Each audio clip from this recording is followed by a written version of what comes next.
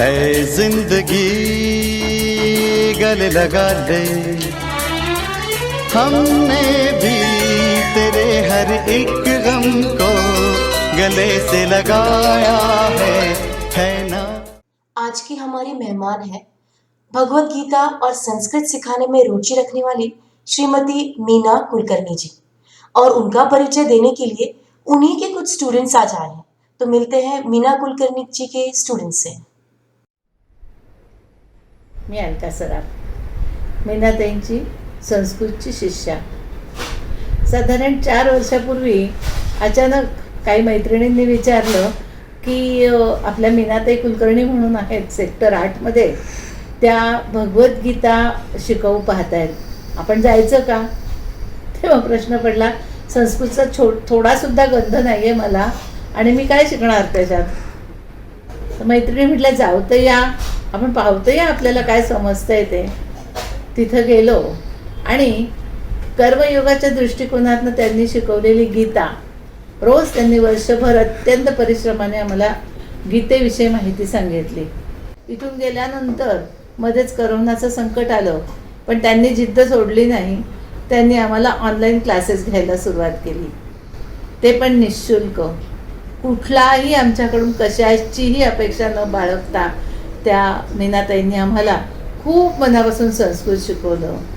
आणि आज मला सांगायला असा अभिमान वाटतो की आज आम्ही 10वी झालेल्या विद्यार्थ्यांनी इतकं संस्कृत शिकलोच, पण आता संस्कृतमधून छोटी छोटी वाक्य तयार करणं, परस्परांशी बोलणं, काहीतरी लिहिणं संस्कृतमध्ये, हा प्रयत्न आम्ही सुरू केला आहे. आणि मला वाटतं पुष्कळच प्रमाणात आम्ही मैत्रिणी त्यामध्ये यशस्वी झालो आहोत. धन्यवाद. नमस्कार, मी संध्या घाटे. आयुर्वेदाचा अभ्यास करत असताना संस्कृत भाषेशी माझा जवळून परिचय झाला. त्याचवेळी ह्या भाषेतलं अभिजात साहित्य जाणून घ्यावं अशी इच्छा मनामध्ये निर्माण झाली होती. परंतु पुढच्या काळामध्ये काही ना काही कारणांनी ते राहून गेलं. आता थोडीशी मोकळीक मिळाली होती आणि नेमकी अचानक मीनाताईंची ओळख झाली. त्यांच्याकडे मी गीता शिकायला आणि थोडं संस्कृतचं ज्ञान परत घासून पुसून लख्ख करायला जायला सुरुवात केली. त्याचवेळी त्यांचं इंग्रजी, मराठी आणि संस्कृत या तिन्ही भाषांवरचं प्रभुत्व लक्षात आलं. गीता संपल्यानंतर आता पुढे काय करावं असा विचार जेव्हा सुरू झाला, तेव्हा आपण संस्कृतमधलं अभिजात साहित्य अभ्यासूया का असा त्यांनी प्रस्ताव मांडला. अर्थातच आम्ही ज्या क्लासमध्ये जाणाऱ्या सगळ्याजणी होतो त्यांनी उत्साहाने याला होकार दिला आणि नंतर मग एक आनंदाची यात्राच सुरू झाली जणू. त्यांनी आमच्याकडून अभिज्ञान शाकुंतल पूर्ण करून घेतलं. अतिशय रसाळ आणि सुंदर अशा रीतीने त्यांनी ते आम्हाला शिकवलं. ए जिंदगी के इस सफर में स्वागत करते हैं मीना कुलकर्णी जी का. नमस्कार मीना जी. Thank you. मीना जी, अभी आपका मैंने इंट्रो वीडियो देखा और ये देखकर बहुत खुशी हुई कि आप संस्कृत सीखने में और सिखाने में बहुत रुचि रखते हैं. आप अपना काफी समय संस्कृत को सिखाने में व्यतीत करती हैं. तो इसके बारे में थोड़ा सा बताइए कि संस्कृत की शिक्षा आपको कब, कैसे, कहाँ मिली? क्या बचपन में इसकी शुरुआत हो गई थी? My father was a Sanskrit scholar, and when I was just 2.5 years old, when my elder brother was 8 years old, he was teaching him Ramaraksha Stotra in Sanskrit, and indirectly I could hear that and I picked it up. So when I was just 3 years old, I could chant the whole of Ramaraksha Stotra very clearly without any fault in that. And that was the first sanskar of Sanskrit on my mind. And from that time onwards, from time to time, he taught me Bhagavad Gita chapter 1. Then he also taught us some shlokas, independent shlokas. And that's how the interest in learning Sanskrit developed in me. And then after that also, when I was educated in Solapur, and I was fortunate enough to get admission in one of the renowned schools of Solapur, that was Haribhai Devakaran High School, where I got very, very expert teachers, especially for Sanskrit. There was one madam, And again, for my 10th and 11th, there was one more teacher. Both of them were so teaching so good that they created more interest in my mind to learn Sanskrit and to know more about Sanskrit. So uh, at the school level only, I developed a lot of interest in learning Sanskrit.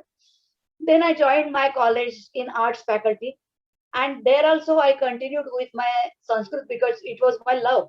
I like Sanskrit very much.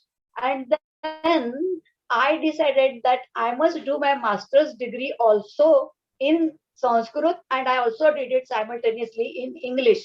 So both the subjects I took, and I did my master's.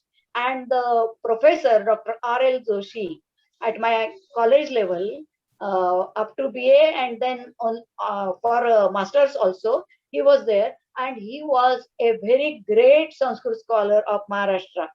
And I was really fortunate that I got education under him, and very good coaching he gave me. He gave us encouragement, and he made us read so many other things other than our syllabus. And that is how the whole interest developed. And then, because I loved this language very much, I found it very interesting to teach a Sanskrit, because I did teachership in the same school that of mine before my marriage for 2 years, where I was teaching Sanskrit and English, both subjects, to 11th standard. That gave me more confidence in teaching. And then after 10 to 12 years, I was not doing anything. There was no touch of Sanskrit at all. But after that in Vashi, I started giving tuitions to school children for their Sanskrit subject. And for some years, I taught them. And after that, very fortunately, and without my expectation, I was attending one birthday party, and one of the acquaintances, that lady, she asked me, "Can you teach me Bhagavad Gita? I have heard that you teach Sanskrit." I said, "Yes, I teach, but I have never taught Bhagavad Gita. So let me think over." But it will be difficult if you for only one person to teach Bhagavad Gita and devote so much of time. So I said, "Can you make a group?" She said, "Okay." And within 8 days, she formed a group of 22 ladies. And she came to me. She approached me and she said, "Now you can start." So I said, "Okay, but I will need 15 more days to go through Bhagavad Gita and study it. Because first I should understand it very nicely, then only I can teach you." And then after 15 days, I started teaching Bhagavad Gita, and the effort, that project was highly successful, because the reason was I taught Bhagavad Gita not only as a translation, only the translation of the verses, but what we call reading between the lines. That was better, very, very interesting in my case, because that philosophy in Bhagavad Gita, how to make it practice our life through betterment, that was my focus.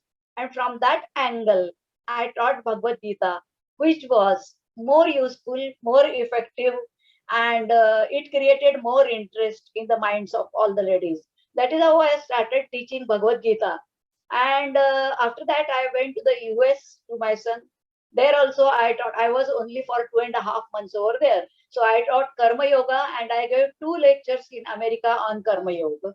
And after I came back, again, the same ladies who learned Bhagavad Gita, they requested me to teach me Sanskrit as language. I started that also. And now all those ladies, I am proud to tell that they are able to write an essay of 10 to 15 lines on different subjects. Of course, easy subjects and simple subjects, but they can write. And the same ladies, they said, "Now we have background of Sanskrit, so you teach us something more." So I taught them Niti Shatak, then I taught them so many other Subhashitas and all those things. Then I taught them Shakuntalam of Kalidas, and now I am teaching them Meghadutam of Kalidas. That is the whole travel of teaching. What about your children?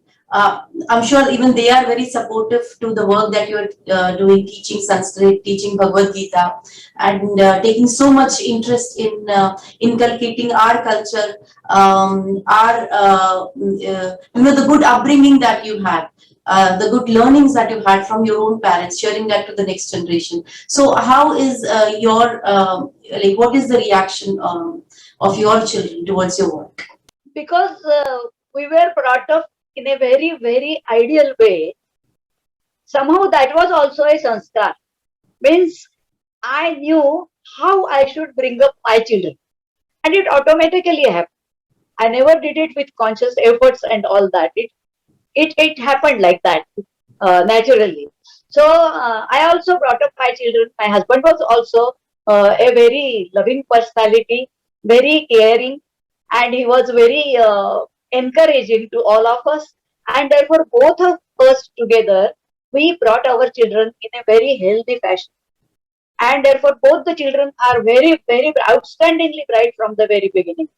I am proud to say that, because both the children have done so well in their own fields that they are now in outstanding position. My daughter is a stalwart in intellectual property rights field, that is patenting laws, and she is in pharmaceutical field. She was the vice president of Sun Pharma, the largest pharmaceutical company. Just now she resigned and she has started her own consultancy in IP. And now she is taken as one of the experts, not only in India, but even globally. She got many awards from America and from Europe.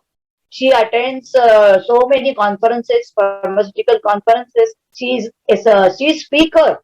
Every time she is a speaker, because she is now, because that intellectual property rights is a very new field, and she entered the field at the very beginning. So there are no people who have this much of experience in that field, and so she is doing really very well.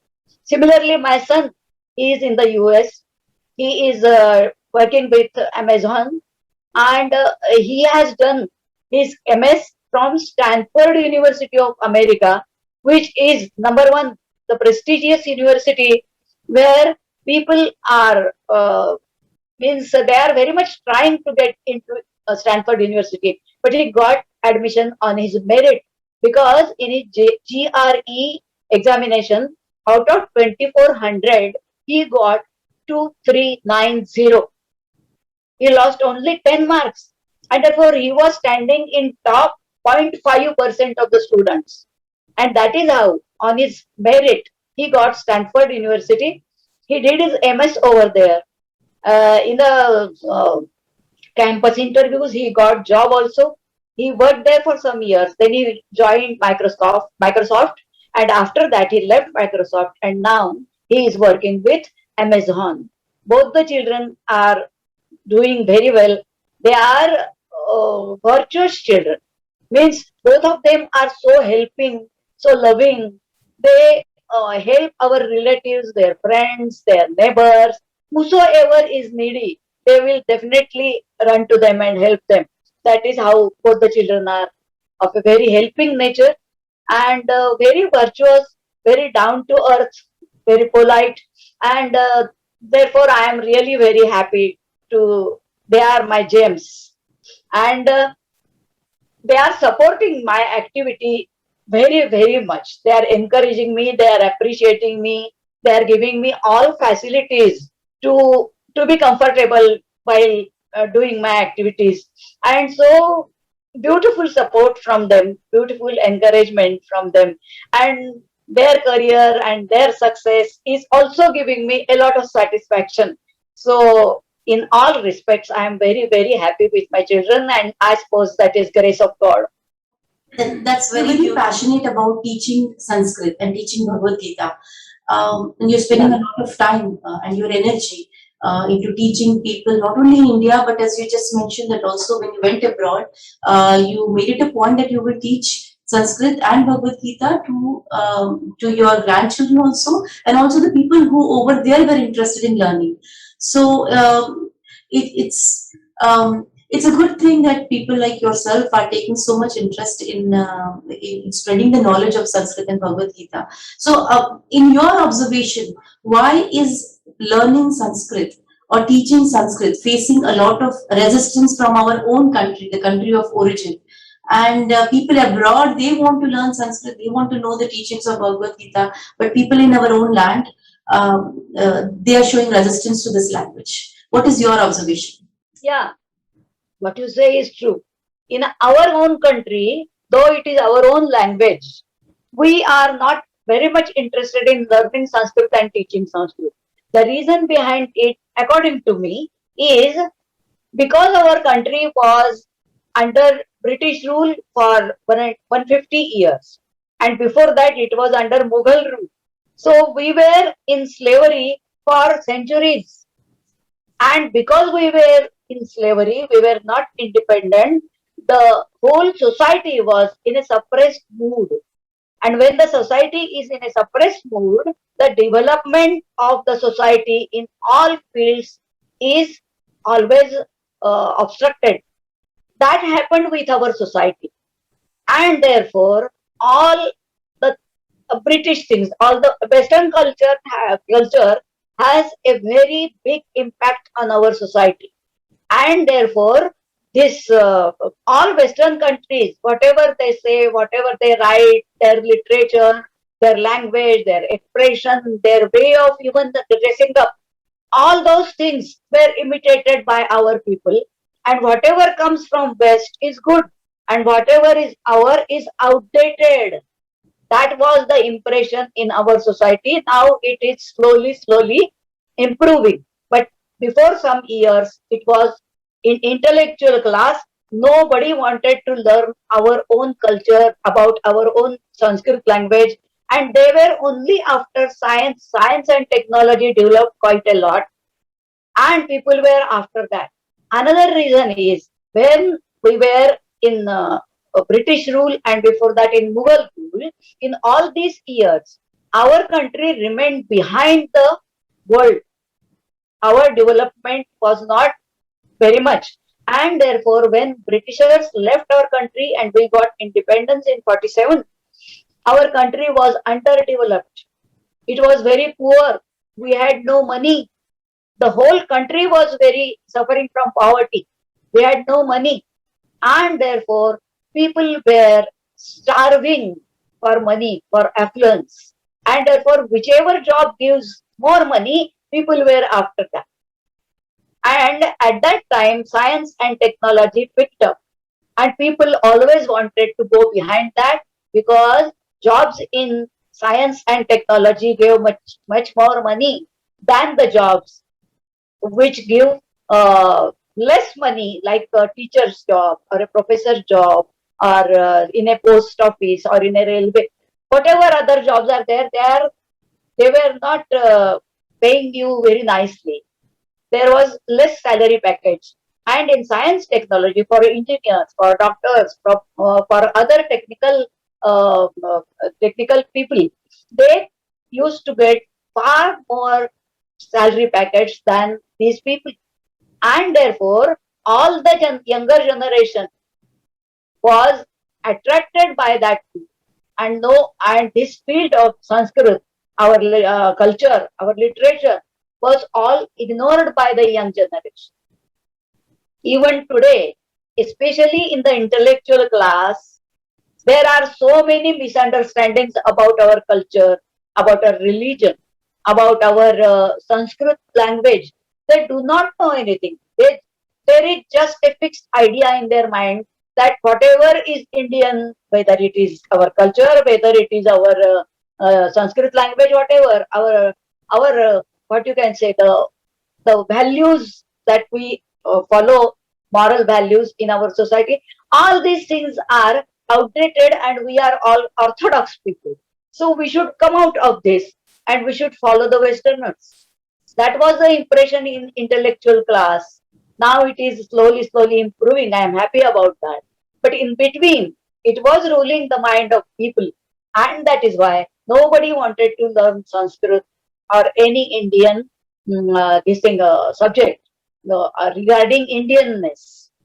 That is how everything was neglected, and all Western things, technological things, things based on science, they were in very much prominence.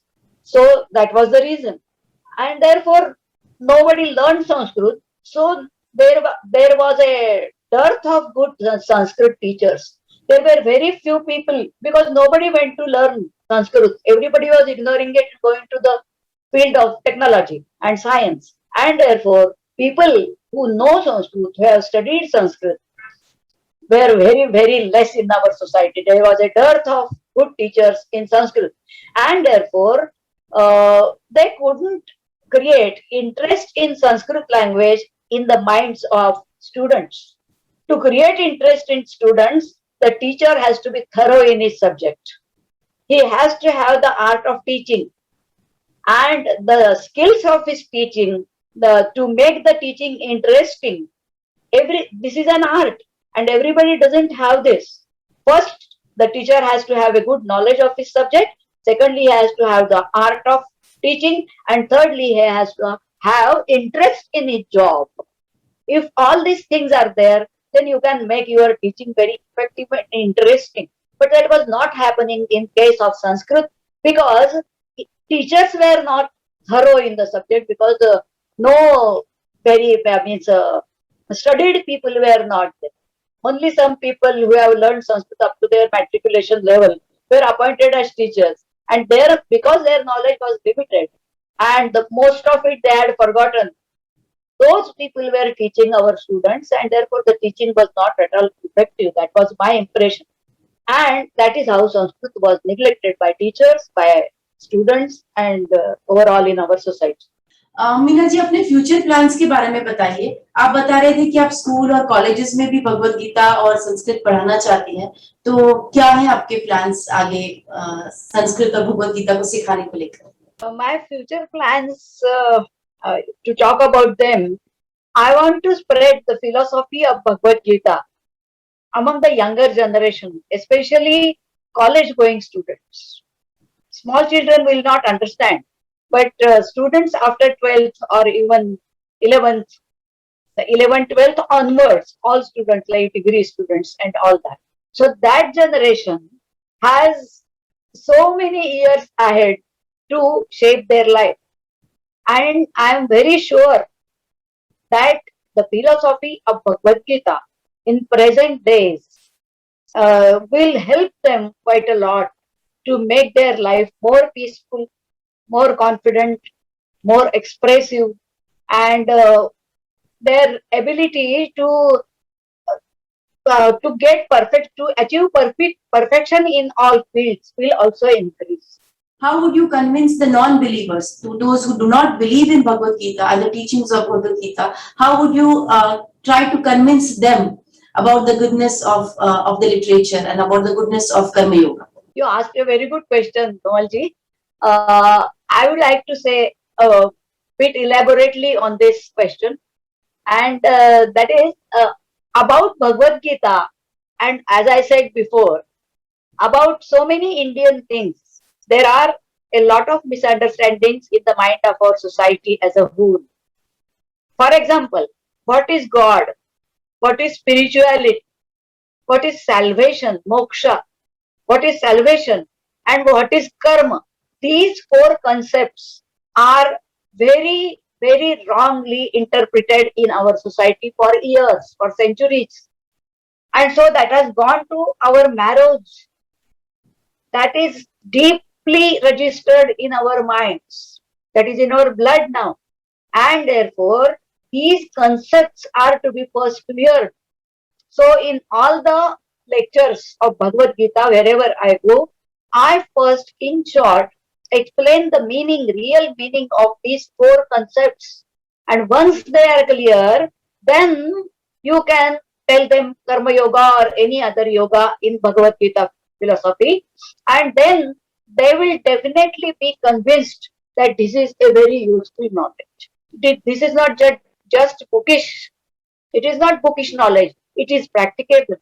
You can actually use it and implement it in your lives, and it will be of great help to you to make your life a happy trip So all these concepts, all these misunderstandings in the mind of our society are to be removed first, and then it will be easier. That is what I feel. Because I have experienced this in my lectures wherever I go. The reason. Manoj, you must have also heard that younger generation, or maybe in these days, even all the generations, they have a very short span of attention. People want everything so quick, so fast. It's a fast food kind of generation. So, and Bhagavad Gita is said to, the verses of it. I've heard it somewhere. It's a nectar of knowledge. One line or one verse says has a million meanings into it, and many teachings into it. So I wondered if you can just quote a verse or quote a saying or shloka in Sanskrit and give the meaning of it. That will kind of sum it up everything that we have so far covered. Maybe a shloka or a verse from Bhagavad Gita. Yeah.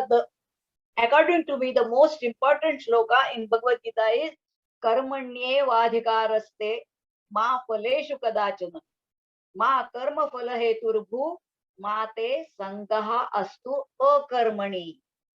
This is the most important shloka. This is from Karma Yoga. Karma Yoga is there in Bhagavad Gita in 2nd and 3rd chapter. And this shloka you will find there. And this means Karmani eva adhikaraha te. Your right or your capacity is only to work. Okay? You have just to work. Whatever is your duty that you have to fulfill. Okay? In whatever period of your life, in whatever span of your life, you have different responsibilities, different duties. You perform them. Fulfill your duties. Karmani eva adhikarate ma phaleshu kadachana. Ma is don't. And phala is a result of your karma, result of your duties, result of your work. Okay? Ma phaleshu means don't be very much involved with the result of your karma. Because sometimes it so happens that though you work very sincerely, though you put in lots of efforts, even then you don't get expected results. Your job, your work, whatever it is, it becomes a failure even after doing so many efforts. But at such times, will you be depressed? No. For that, you have to look at it with a different angle. And that angle is the Lord, to work is in our hands. To put in efforts is in our hands. But what the result will come, we have no control on it. That is the God's will. And if the God has given a negative result, He never harms you. He always takes care of you. It is a benevolent power. Then how can He do something bad for you? So even if the result is against your will, against your wish or expectation, if the God has given it, it must be for your good. And after some time, after some years, some months, or some time, you will definitely realize that yes, whatever has happened was against my wish, and I was upset because of that result. But that happened, and that was for my good. Now I am realizing that whatever has happened is good for me.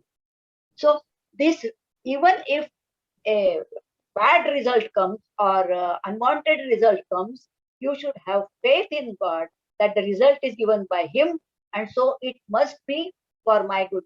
It must be for my well-being. So that should be. So ma phaleshu, don't be very much involved in the result of your karma. Ma, next line is ma karma phala hetuhu bhu. Ma bhuhu means don't be. Karma phala hetu. Hetu ka matlab object. You don't be the object of the result of your karma. Means whatever is the result of your karma, it should not affect your mind. You should not be an object of that result of your karma. Let it not play on your mind. Your reaction to whatever is the result of your karma should be such that whatever has happened, whatever result has come, is good for me. It is proper for me. That is the most what you can say, that's the most proper for my well-being, for my good. Okay? मा कर्मफल हेतुः and मा te sangaha astu akarmani. Akarmani means not doing anything. Not doing anything. If you are afraid of the result of the karma, and because of that fear, if you do not do anything, and if you sit idle, then what will happen? You have to work.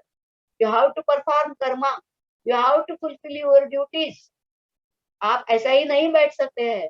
So, मा कर्म फल हेतु माते संगहा अस्तु अकर्मणि. Sangha means what you can say, contact, company. You don't give company to akarma. Akarma is not doing any karma. Is no, not doing anything, just sitting idly, lethargically. So that is also very bad. Don't be lazy. Don't be idle. Continuously work, but just work sincerely. Put in all your efforts, and for results, don't bother very much. Whatever the result will come will be good for you. That should be your faith. And if you can develop this attitude in your life, the life will be far more happy, far more comfortable. You have said it so apt that give your 100%, put all your efforts into your work, and don't be bothered about the result. Leave it to the universe. So if you have good thoughts, good intention, and you work, you give your 100%, you are bound to get good results. So don't worry about it. So that's a very beautiful message given to people who are listening. Meena ji, one small meeting is not enough to learn from you when you have so much to give. I want to ask you so many questions and learn so much from you, but this one meeting won't be enough. But there we have to keep to the standards of the program over here. I have to limit it to half an hour. So I'm going to request you to please visit our platform again. And for the time that you have spent with us, you have given me over here and you have shared such beautiful thoughts with me. I would like to thank you. Thank you for your time and thank you for all the good thoughts that you have shared with me over here. Thank you so much, Meena ji. Thanks a lot. Thank you so much for your time. Thank you.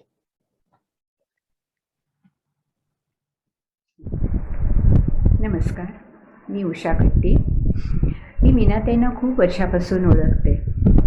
त्यांचा Marathi, English आणि संस्कृत भाषेवरील प्रभुत्व पाहून अगदी खूपच आश्चर्य वाटलं. त्यांनी आम्हाला गीता खूप सोपी करून शिकवली. त्या संधी सोडवून प्रत्येक शब्दाचं सविस्तर स्पष्टीकरण करून गीतेचा सरळ सोपा अर्थ सांगितला. आणि मुख्य म्हणजे हे करताना त्यांनी स्वतःची वैयक्तिक मतं कधीच व्यक्त केली नाहीत. गीतेनंतर आम्ही कालिदासाचं शाकुंतल शिकलो आणि आता सध्या मेघदूताचा प्रवास सुरू आहे. इतकं अखंडपणे गेली 4-5 वर्ष आम्ही जे संस्कृत आमचा अभ्यास सुरू आहे त्याला कारण फक्त आणि फक्त मीनाताईंचं रसाळपणं आणि सोप्पं करून शिकवणं. आम्ही सगळ्या त्यांच्या खूप खूप आभारी आहोत. धन्यवाद. ऐ जिंदगी गले लगा ले, ऐ जिंदगी गले लगा ले.